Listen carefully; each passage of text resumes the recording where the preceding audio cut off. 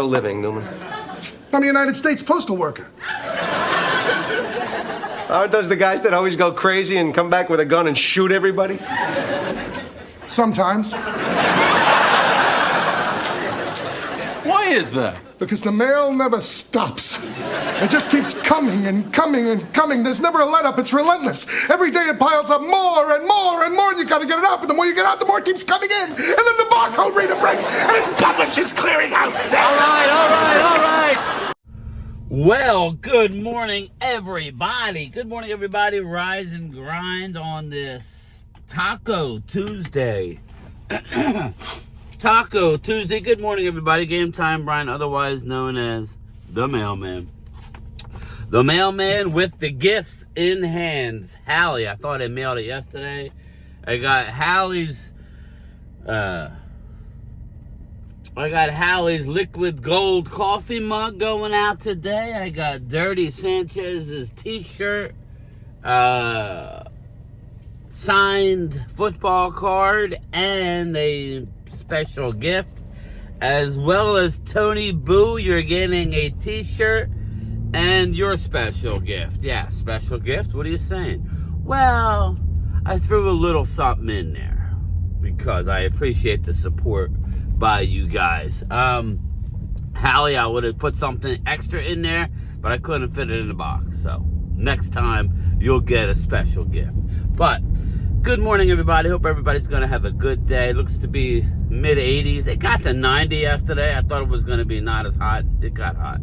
And Drew, I did get your message. I was sleeping. You know, I walk 10, 11 miles a day, brother. I was in bed when you texted me. Eagles made a trade. They picked up a kid named Ja'Cory Bennett out of the Raiders. Again, I think he was picked a pick ahead of Keely Ringo. They needed to do something, okay? They needed to do something. They traded one of their defensive linemen, put in the comments, Booker, I think. I don't, but here's my two things. I'll give you three things on that, Drew. I'll give you three things on the move. One, shoot a dart, baby. Howie, again, I didn't know what you were talking about with Pickens. Again, you gotta keep Pickens and what he was dealing with in Pittsburgh and the quarterback that he had. You got to keep that in line. But hey, if you had success against Pickens, good. That should set up a good rivalry. But three things on the move. Number one, that tells you mainly that Booker was expendable, right? He was in jeopardy of being cut, most likely. And it also tells you that Moro Ojomo is that guy. So that's good. So you had a surplus. Ojomo looks to be that guy. They recognized it. Pro personnel did the right thing. And they traded for a position of need. They brought in a guy who was drafted a pick ahead of Keely Ringo, who I don't believe this is the end for Ringo. I think Ringo and Jackson are both going to have to make the team, probably. That's my guess. Come on, why are we stopped here? It's a red light. Anyway, I leave early and I'm stuck behind a jackwagon who's in the wrong lane. Yeah, make the turn. There we go. There it is. Anyway, so again, 5'11", I think 185, 190, something like that. A cornerback. He got hurt last year. Again, it's good upside in a position of need. That's the type of move that I want the Cowboys to do to get a defensive tackle, kind of like the Raiders did. Instead of waiting for a guy to get released or cut at the end and then having to deal with another 30 teams, go get yourself a guy like a Jonathan Mingo, right? Remember we traded for Mingo, who's now balling out at Cowboy training camp. It's funny how other teams could say what their guys are doing in training camp, but us Cowboy fans, F you. We could say what we want. We could do what we want. We like certain guys right now. We haven't seen them play games. Today, though, is a big day. Today's a very big day. We get to scrimmage the Rams. I won't do a lunchtime chat again today. I'll just do a live stream when I get home from work, kind of like last night. All right, just like last night. That's what we're gonna do, and we'll break down the Rams and Cowboy practice, talk about the highlights, hopefully, and then we'll go from there. But that's the type of move that I want my Dallas Cowboys. Well, I actually want a better move than that. I'll be honest with you.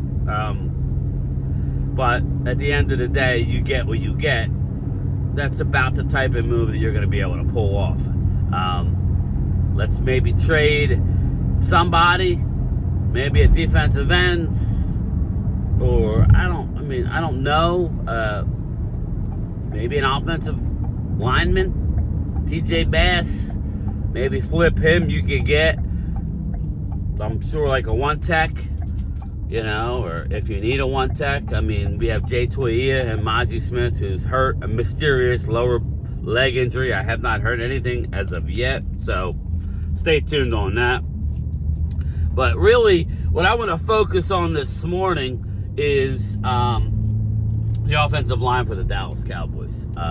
The offensive line for the Dallas Cowboys is pivotal if we want to do anything this year. Again, I love our three interior guys. We got people saying, well, with Tyler Guyton out, let's flex out Tyler Smith. I don't believe that's what they're going to do. They're using Nate Thomas. Again, we don't know what Nate Thomas is going to do when real bullets start flying. We got Asim Richards. Maybe Asim Richards is a trade candidate. We have a lot of depth, but our starting left tackle is not there right now, which is Tyler Guyton. Check this out regarding Tyler Smith talking about Tyler Guyton. Talk a little bit about the guys that have been drafted in the first round after you, starting with Tyler Guyton. Of course, the injury this summer kind of pushes his progress back, but what have you seen from Tyler, both from a off-the-field standpoint and an on-the-field standpoint, that encourages you in his growth? I mean, he's truly attacked his preparation, and I think that was one of the most important things in making that jump from college to the league, is just learning how to prepare like a vet, learning how to, take care of yourself as a vet and things of that nature. And I think he's not only attacked his work, but, mentally he's attacked the study book, and he knows what he's talking about. Things are, slowing down for him. And I mean, before, his untimely, his injury or whatever, like, he was doing great. Like, his sets were looking clean, like, he was looking dominant. And like, all of his gifts that he has as a player were just on full display. And I feel like when he comes back, obviously he's gonna keep going for where he left off. But man, I'm excited for him. I'm extremely excited. I feel like, we talked about it when we first got here, but we want to be the best left side in football. Yeah. Now, what about the right side? Tyler Booker, first-round pick this year, going into his rookie season. What has your conversation and your advice been like to Book to continue through his first camp?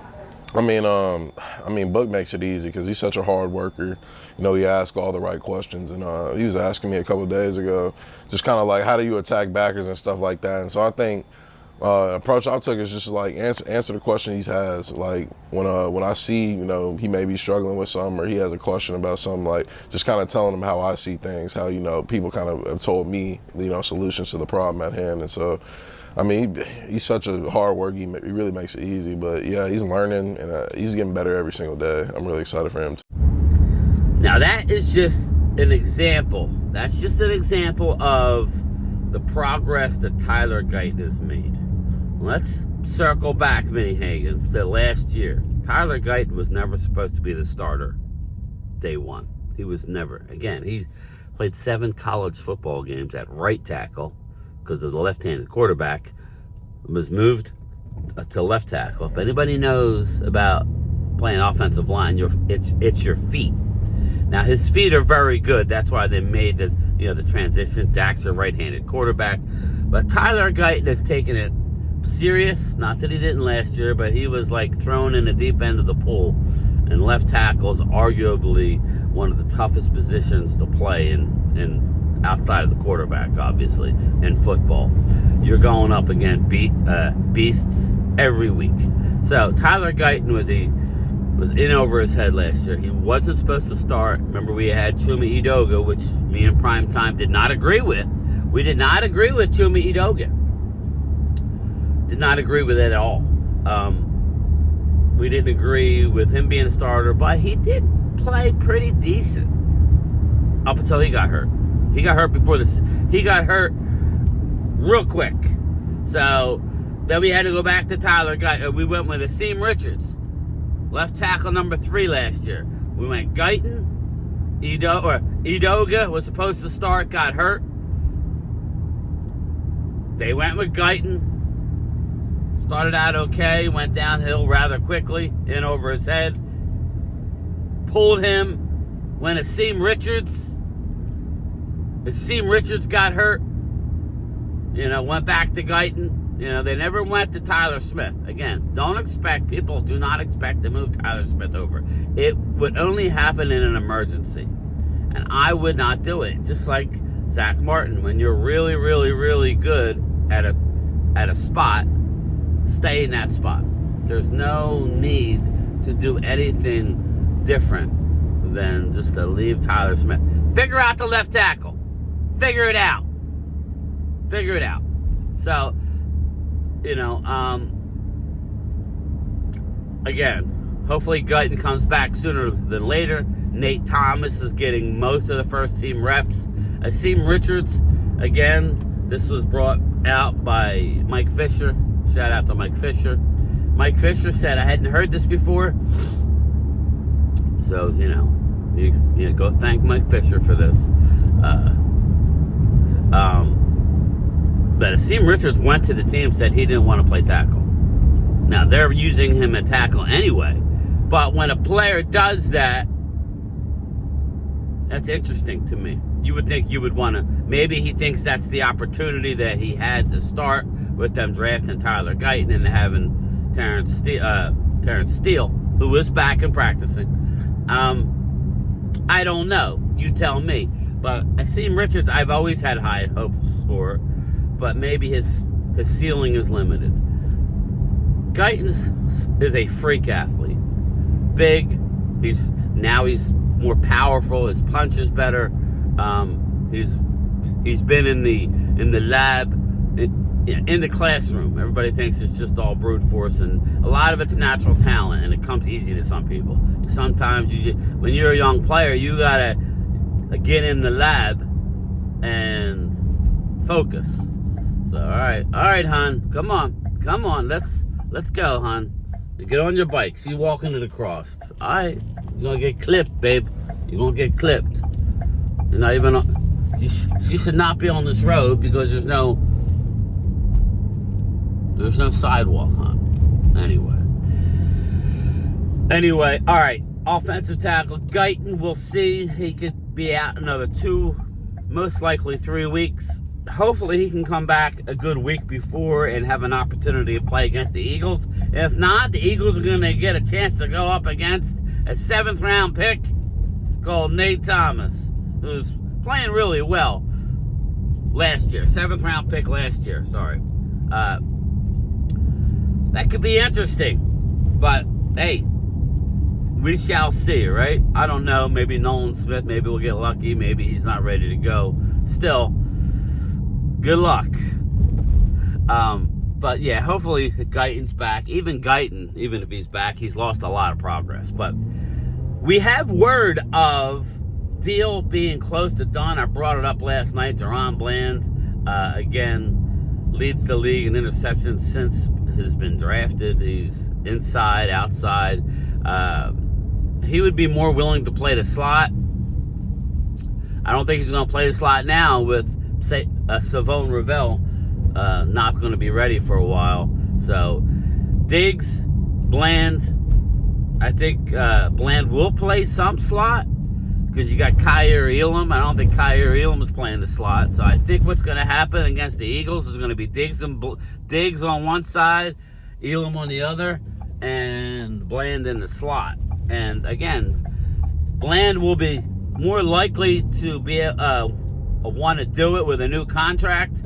You don't get as many interceptions and pick sixes playing the slot, but you have to be kind of a better athlete. I mean, not the boundary corner, I would say, but you have to be able to cut both ways. You have to be, not everybody can play slot corner. Not everybody can do it. So Deron Bland is supposedly close. Terms, or they're like a tick away from finalizing everything. Again, shout out to Deron Bland if this happens. He's close. Again, another example to where if you want to be with a team, then this is what you do. You know what I'm saying? This is what you do. So I'm kind of happy now. We are hearing that Tyler Smith might be close as well. I don't buy that one as much. I just don't. I don't think Tyler Smith is as close. But you tell me. But if we can get Bland, Parsons, and Ferguson done, that would be great. That would be great. And if we get Tyler Smith done, well, now you're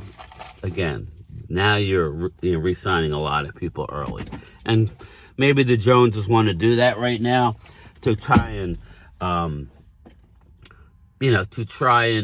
push the narrative that they don't address contact joy. They have done it. Normally the player has to bend the knee, take substantially less, but we'll see.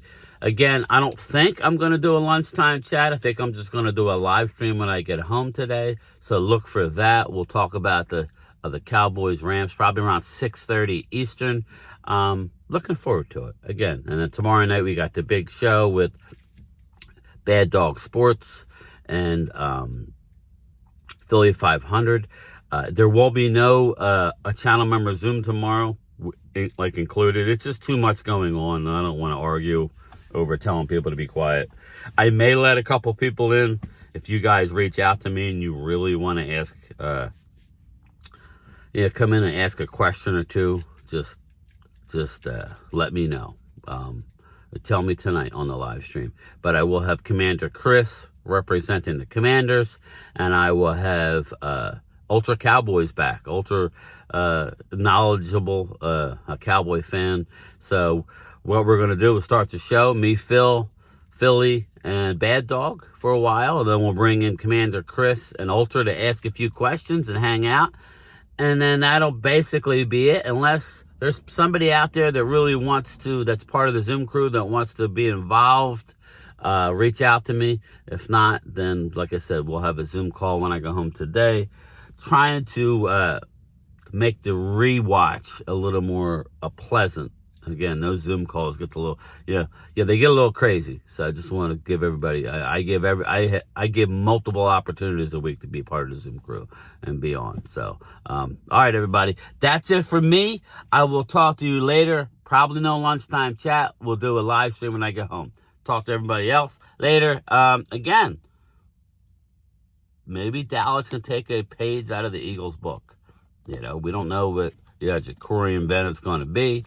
But at least they're going after a position of need that we told you was a position of need. It's funny, now that Howie does it, you agree.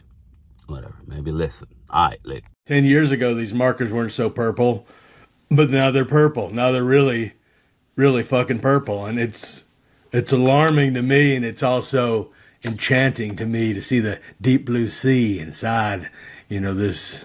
Let's talk about buttered sausage. Talk about buttered sausage, where it comes from, what it does. Why is it doing what it's doing? Get it out of my face. Buttered sausage. It's not my jam. I don't buy jam. I buy honey, and I kiss it on the lips.